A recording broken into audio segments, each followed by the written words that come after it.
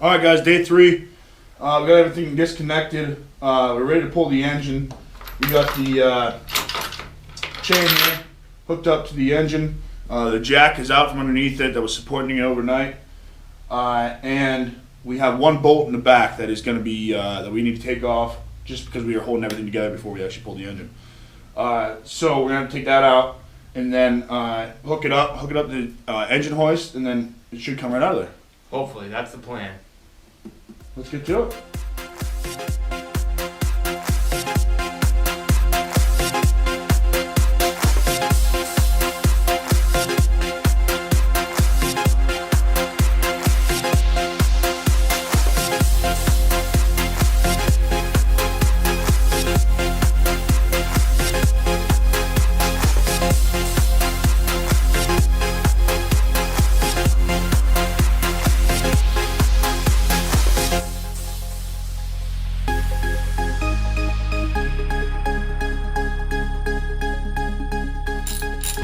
Alright guys, so the engine's out.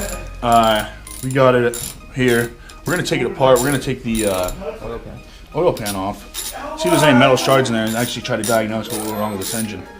The reason why we're doing this is not only one, to see what's going on with it, but also two, we're curious, and because we do need to take all this stuff off when we get the new engine. We have to swap it all over anyway. So we're going to start taking this stuff off. We're leaving all the bolts, putting all the bolts back, whatever we need to do to get this apart and keep it organized. So,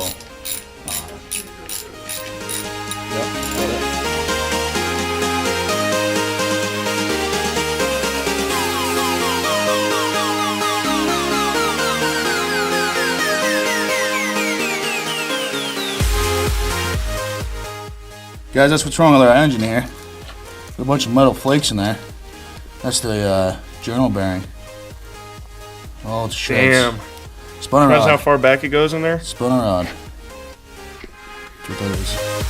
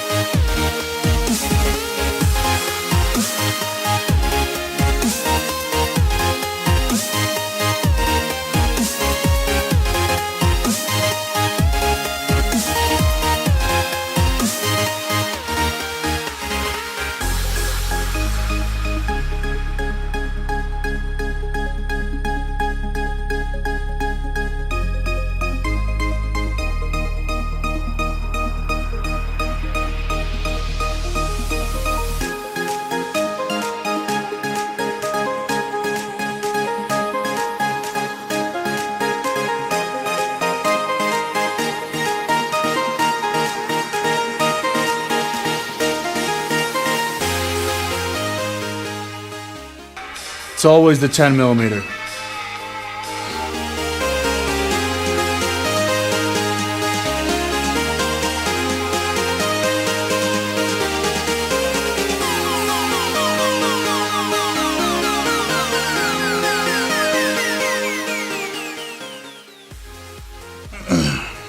Alright guys, so I just figured something out real quick, a little tip here. I'm trying to take the fuel lines off here just as quickly as possible because we're just trying to take everything off the engine. And this right here is a little motor that controls the butterflies in these valves here. And if you open that up, I mean, you try to keep it as clean as you can. I got mine a little dirty, but I think it's gonna be all right because there's white grease in there, and I just keep that sealed up. I figured out that I can just take these off here and take the whole butterfly valves off, and I could have probably left the injectors in this side. That's why I'm only doing one side at a time here, just to see trial and error, you know what I mean? I can figure things out. So what I'm going to do is I'm going to end up taking this off, taking these out, make sure this is loose, and then if it's loose, I'm going to put the injectors back in. That way I don't have to have a bunch of separate parts.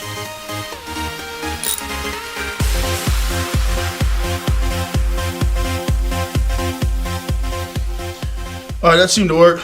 As long as I can just take it off all, one piece, keep it all together, that's gonna be what it is. So I'm going to go ahead and put the injectors back in. That way, yet again, I don't have a bunch of missing pieces. And I'm just going to set this on a clean rag. I'm going to put a rag underneath both of these.